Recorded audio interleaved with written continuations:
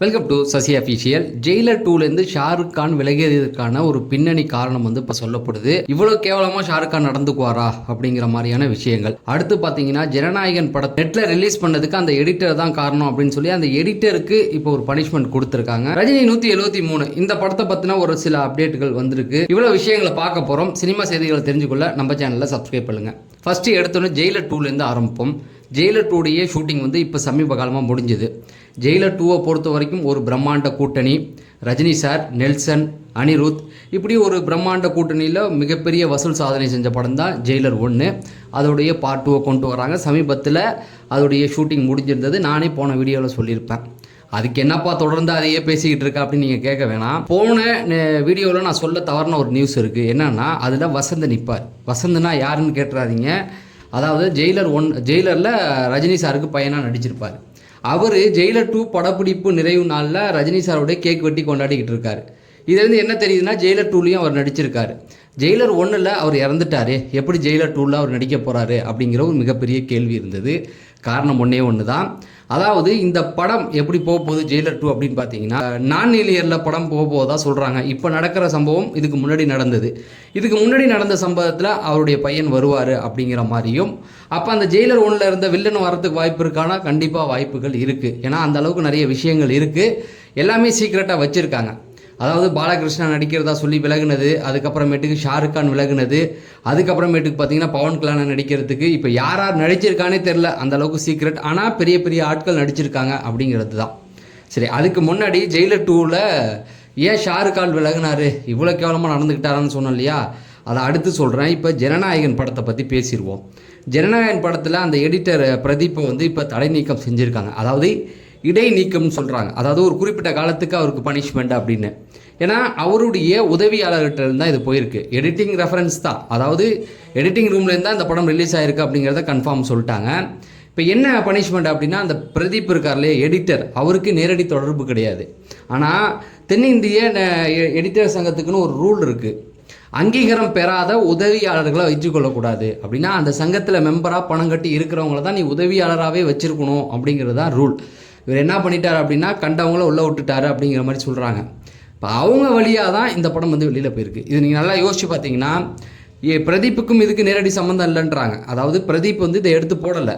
ஆனால் அங்கே வேலை பார்த்தாங்களா அவர்கிட்ட உதவியாளராக, அவங்க தான் எடுத்து போட்டிருக்காங்க. ஆனால் அவங்க முறைப்படி அந்த சங்கத்தில் சேரலை அப்படிங்கிறாங்க. அதனால அவருக்கு இடைநீக்கம் அப்படிங்கிறாங்க.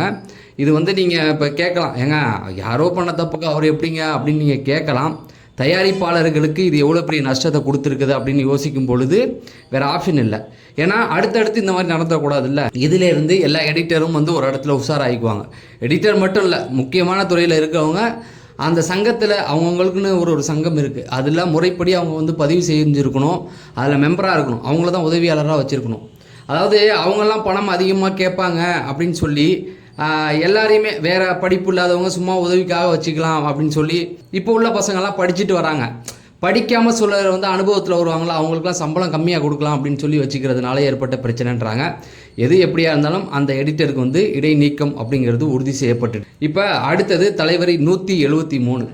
அதை நம்ம ஏற்கனவே சொல்லியிருந்தோம். இப்போ கன்ஃபார்மாக எந்த நியூஸும் வரல. ஆனால் ரஜினி சாருக்கு இப்படி ஒரு கண்திஷ்டியா அப்படின்னு சொல்லலாம். ஏன்னா ஒன்று, ரஜினி சாருக்கு பிடிச்ச கதை கேட்பார், கதை பிடிச்சிருச்சுன்னா படத்தில் நடிக்க ஒத்துக்குவார்.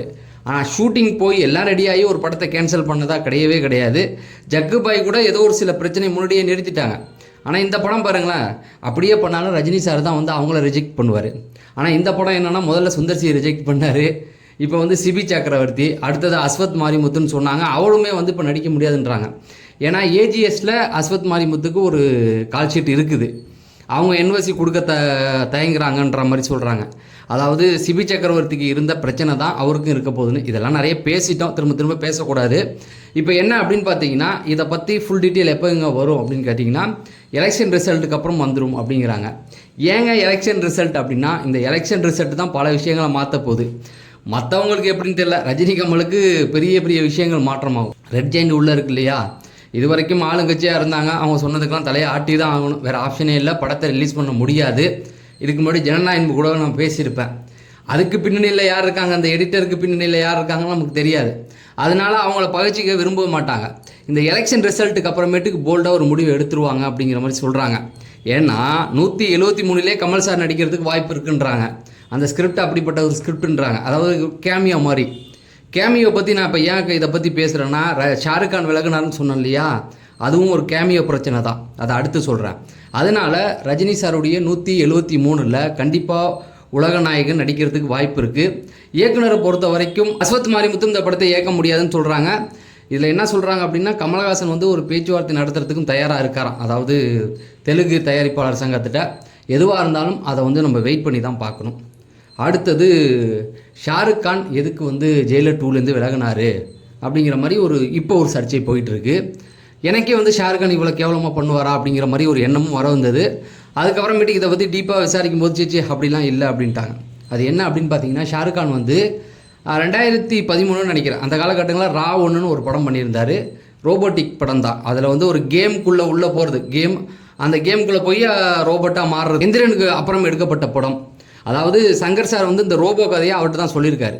அந்த ரோபோ கதையில் அவர் நடிக்கிறதா இருந்து அதுக்கப்புறம் அவருக்கு இவருக்கும் ஒத்து வராதனால அப்புறம் திரும்ப ரஜினியை வச்சு படம் பண்ண ஆரம்பித்தார். ஏன்னா சிவாஜியோடைய வசூல் இதை இங்கேயே பண்ணலாமே அப்படின்னு சொல்லி சன் பிக்சர்ஸை வச்சு பண்ணாங்க.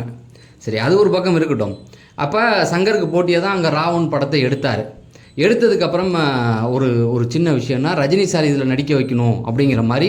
ஏன்னா ஷாருக் கானை பொறுத்த வரைக்கும் இந்தியா ஃபுல்லாக வசூல் பண்ணும். அதுவும் இங்கே சவுத்தில் ரஜினிகாந்தை போட்டால் எல்லா ஸ்டேட்லேயும் அவர் படம் ஓடும் அப்படின்னு சொல்லி ஒரு அறிவிப்பை கொடுத்துட்டார். அறிவிப்பு கொடுத்ததுக்கப்புறமேட்டுக்கு ரஜினி சார் அதில் ஒரு கேமியோ பண்ண போகிறாரு அப்படிங்கிற மாதிரி இருந்தது. ஆனால் அந்த காலகட்டங்களில் ஒரு உடல்நிலை சரியில்லையா என்னன்னு தெரியல. அந்த நேரத்தில் தான் உடல்நிலை சரியில்லாமல் போனது. அவர் வந்து நடிக்க முடியாது அப்படிங்கிற மாதிரி ஒரு விஷயம் வந்துருச்சு. அதுக்கப்புறம் என்ன பண்ணார் அப்படின்னா, அந்த எந்திரன் படத்துலேருந்து ஒரு கிளிப்பை மட்டும் எடுத்துக்குவார். ரஜினி சார் வர மாதிரியும் இது போக மாதிரி 2 பேரும் ஒருத்தவங்க கண்ணால் ஸ்கேன் பண்ணிக்குவாங்க. அது வந்து எடுத்து வச்சது தானே தவிர ஒரிஜினலாக ரஜினி சார் நடிக்கலை. அதில் கொஞ்சம் அவர் வருத்தமாக இருந்ததாக சொல்கிறாங்க. இப்போ ஜெயிலர் 2ல் வந்து அவரை நடிக்க பேச்சுவார்த்தை கேட்டு அவரும் நடிக்க ஒத்துக்கிட்டார். கடைசி நேரத்தில் அவரை பழி வாங்கிட்டதாக சொல்கிறாங்க. அதாவது நம்ம ராவணில் கேட்கும்போது அவர் நடிக்கலை, இப்போ எதுக்கு நம்ம அவருக்கு நடிக்கணும் அப்படின்னு சொல்லி கடைசி நேரத்தில் அவர் பழி வாங்கிட்டார் அப்படிங்கிற மாதிரி சொல்கிறாங்க. இதுதான் வந்து பேசப்பட்டுட்டு இருந்தது. ஷாருக் கானுடைய உயரம் பெரிய உயரம் தான். அவரெல்லாம் இவ்வளோ சீப்பாக பிஹேவ் பண்ண மாட்டார். எப்போவுமே அவர் வந்து ரஜினி சாருக்கு ரசிகன்னு சொல்லியிருக்காரு. அதுக்கப்புறமேட்டுக்கு கோச்சடையனுடைய படத்தோடைய ஆடியோ லான்ச் வந்திருப்பார். அப்படி இருக்கும்போது அவரை பழி வாங்கணும்னு அவசியம் இல்லை. இது உண்மையான நிலவரம் என்னன்னா, கிங் படத்துக்கு அவருடைய கெட்டப் வந்து ஒரு ரொம்ப ஸ்பெசிஃபிக்காக வச்சிருக்கதா சொல்கிறாங்க. அதை வெளியிட வேணாம் அப்படின்னு சொல்லி ரஜினி சார்கிட்ட பேசியிருக்காங்க. ரஜினி சாரும் அதை புரிஞ்சுக்கிட்டாராம். 2 நாளுக்காக இதை மாற்ற முடியாது, அது பெரிய பட்ஜெட்டில் எடுக்கிற படம், அதனால் வேணான்னு தான் சொல்லியிருக்காரு. அந்த படத்துக்கு மியூசிக் யாருன்னு பார்த்தீங்கன்னா அனிருத் தான் பண்ணுறாப்புல. அனிருத்தை தன்னுடைய பையன் மாதிரி அப்படின்னு சொல்லி ஜவான் ஆடியோ லாஞ்சிலே சொல்லியிருப்பா. அப்படின்னா ரஜினி சாருக்கும் நம்ம கனெக்ட் ஆனவர் தான். ரஜினி சாரை பழி வாங்கணும்னு நினச்சா அதெல்லாம் பண்ண முடியாது இல்லையா? எதுக்கு சொல்கிறேன்னா, இந்த மாதிரி ஒரு வதந்தி ஒன்று போயிட்டு இருக்கு, அதை யாரும் நம்ப வேண்டாம். செய்திகளை செஞ்சுக்க நம்ம சேனலை சப்ஸ்கிரைப் பண்ணுங்கள். தொடர்ந்து நம்ம யாரை பற்றி பேசணும் அப்படிங்கிறதையும் கமெண்ட் செக்ஷனில் சொல்லுங்கள். நம்ம அடுத்த வீடியோவில் சந்திப்போம். நன்றி, வணக்கம்.